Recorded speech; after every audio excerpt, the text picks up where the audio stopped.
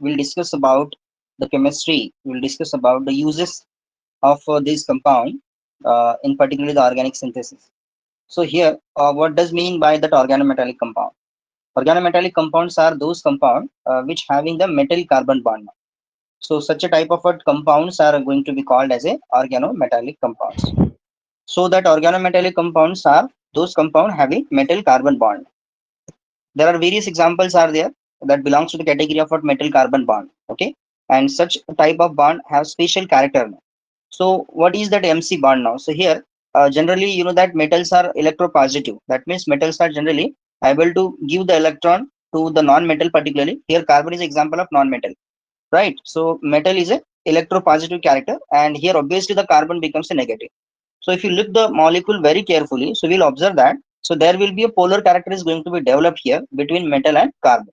So you know that the generally carbon electronegativity is 2.5. The electronegativity of the carbon is 2.5, and electronegativity of metal is very less. That means it's near about 1.5 or less than 1.5.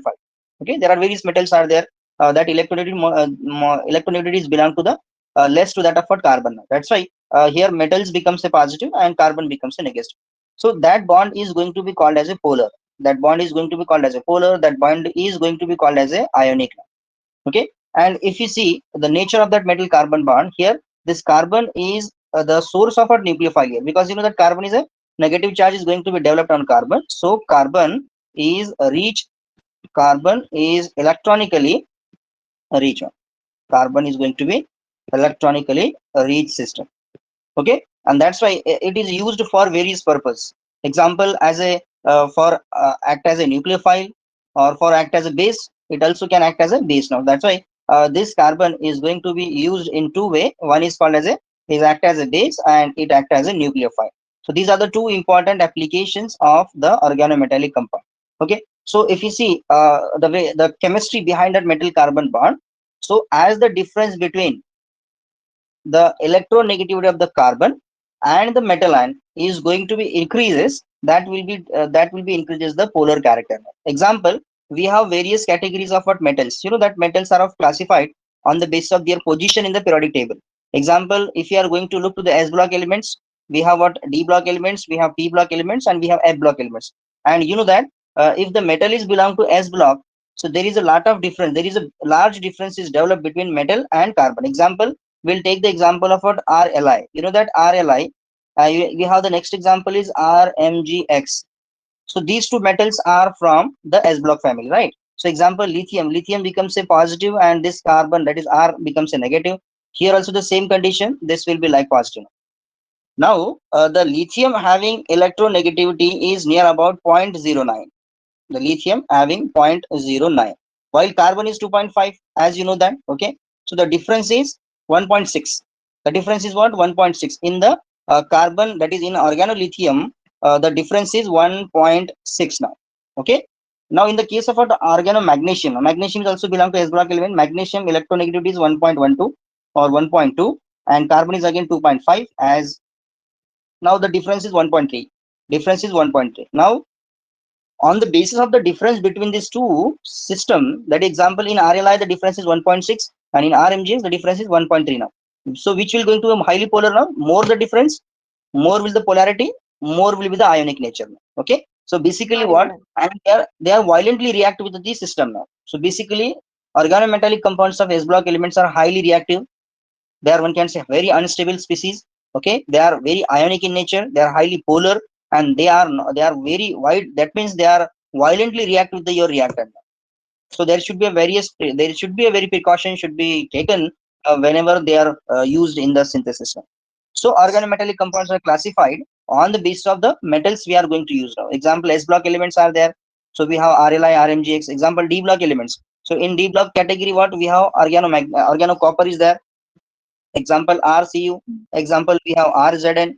Example, we have RFE. So various examples are there when we are going to use the metal from D. But the difference between that D block elements, example D metals with carbon, is less. So if the difference is less, the selectivity will be more now. That means the reactivity going to be decreased. So here from S block to what the P block, the difference is going to be very, very less. Example, in the case of a P block element, we have one example, that is organoboron. we have Rb bond, organoboron, organosilicon. You know that the difference between the silicon and carbon is very less. Difference between the boron and carbon is again very less. So that's why the lower the difference or the less the difference, okay, more will be the selectivity and less will be the reactivity. So organometallic compounds are generally those compounds having metal carbon bond is there. Okay, and you know that metal carbon bonds are polar. Why they are polar now? Because they develop the oppositely charges on each other. Example, you know the metals are electropositive. They are able to donate the electrons, while your carbon is electronically rich. If you see the electron cloud of that carbon and metal, you will find that your carbon is rich now and metal is going to be deficient. So based on that electronegative difference, we are going to classify the organometallic. So organometallic compounds are classified on the basis of their difference between the carbon and the metal. Okay. So higher the difference, higher the polarity, higher the ionic nature, and higher the reactivity, and lower the selectivity. That point should be keep in your mind whenever we are studying, whenever we are solving the problem based on organometallic compounds. So you must know about the reactivity. So reactivity is very important point because we are going to discuss the applications. If you know the compound, if you know the organometallic compound, okay, and based on that nature of that organometallic compound, we are going to discuss the application. So the introduction of organometallic compounds is very important now because we are going to decide the polarity, we are going to decide the ionic nature, and based on that we are going to decide the selectivity and reactivity. So we have various categories of what organometallic compounds are there. So starting from S block element to D block element and to that what the D block elements or from the P block element. So we have S block, P block, D block. Like metals are there in combination with the carbon. So we have various examples. Okay. So this is about the introductory part about that your compound. Now, how these organometallic compounds are developed now? You know that. So we'll take the first example is methyl halide. You know that methyl halide is a simply very simple molecule where halogens are directly covalently binded with the carbon. So here this halogen is, you know that as per the electronegativity concept, the halogen must be a the more charge will be there on there will be on a halogen, and here less charge will be there on a carbon. That means this is the polar character is going to be developed. This is due to the inductive effect. This is due to the negative inductive effect where the electron density is pulled toward the halogen atom, right? As we already learned in the general organic chemistry concept. So here, because of that, and now if I want to know the electronic cloud of that CH3X, then I will observe that you will I will have the structure like this one.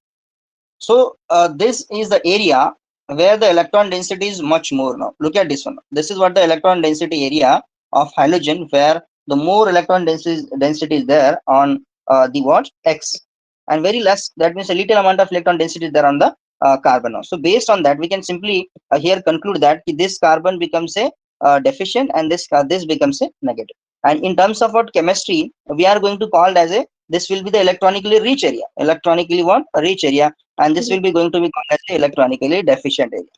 Now carbon with positive charge, so that system is going to be called as a electrophilic center. That will be called as a electrophilic center. Okay, and as the electronegativity of X is increases, the polarity will be also increases. Example, X is equal to fluorine, the difference will be the more, then chlorine, then bromine, and then what iodine. Okay, if we look to this molecule now, this is a very simple example. That's methyl halide. In methyl halide, the carbon becomes a positive. So here carbon nature of carbon is a deficient nature. That is, it is electrophilic one. So one reagent is prepared by Victor Meyer Grignard in 19. I don't know the year of that. So here the methyl halide or the methyl bromide is going to be react with the magnesium as a ribbon, magnesium ribbon, the magnesium solid magnesium in the presence of a dry ether. You know that because why there is a use of a dry ether as a solvent, or why the reaction is going to be proceed under the presence of what under the absence of what oxygen and under the absence of what water also moisture.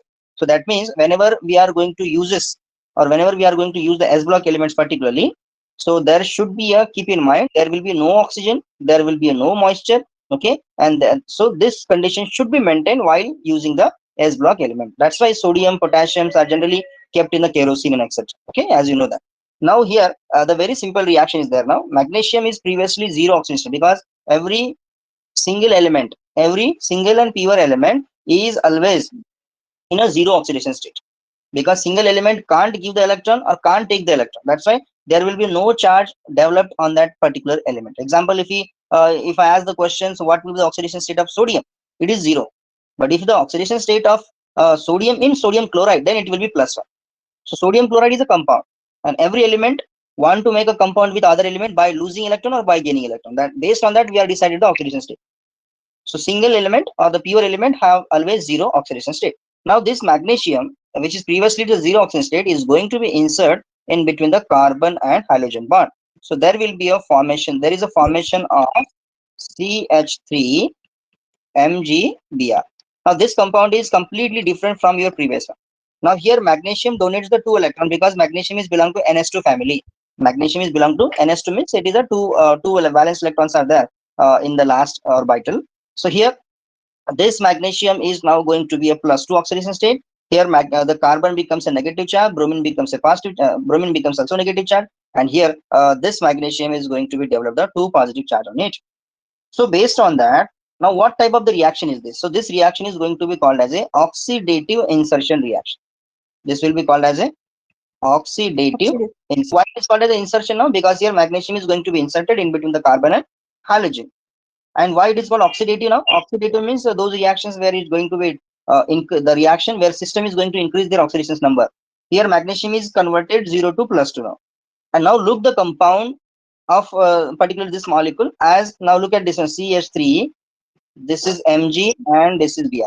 Now electronically this molecule is look like this one. Look at this molecule. That means the electron density which is situated on this methyl group and this what the bromine now, where magnesium is electronically deficient. Look at the first example and look at the last example. Here the nature of carbon is totally different. Nature of carbon is completely different now, because in the first example here carbon is a deficient, that's why it is act as an electrophilic center now, and so we are used that carbon widely in SN2 reaction, in substitution reaction, in various elimination reaction, because this carbon is a deficient. Now look at the second example which is prepared by Victor Meyer-Grignard, and here the nature of carbon is completely opposite. This will be the negative, this will be the negative. Okay, that means this carbon is rich, so it is the source of your nucleophilic character. This will be a nucleophilic one. So generally most of the organometallic compounds are the source of nucleophile because the carbon is a rich one. And if carbon is rich, that will be a nucleophilic center is going to be developed. So this is about the introduction behind the organometallic compound. So organometallic compounds are nothing but those compound having metal carbon bond. Now the question is, so is sodium cyanide is organometallic compound or not? Is sodium cyanide is what? Organometallic compound. Okay, so yes, then why? And if no, then also why? This is the question. Okay, next we are moving to the classification of organometallic compounds. So we have the wide classification of organometallic compounds. So first example is your organomagnesium. Organomagnesium. This is the first example. We have the next one is organolithium. Okay, so the first example is organomagnesium. We'll discuss the chemistry behind organomagnesium. Then we have organocopper. The next one is organocopper reagent. The next one is what? Organosilicon.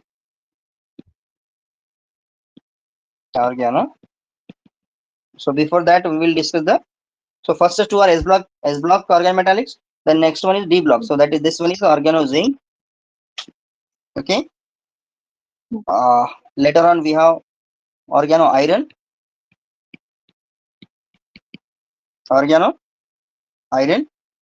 And then some examples from the category of what the P block elements. Example organotene or organosilicon, organoboron, organophosphorus, organosulfur. Okay, then we have organophosphorus, boron, organotene. Organotene is also widely used. You know the free radical chemistry. Organotene. Okay, so these are the reagents which we're going to discuss. And as per the examination is concerned, so there is always question on this portion, that is organometallic compounds. Okay, so we have very specific type of examples and related reactions are there. Based on that, your applications.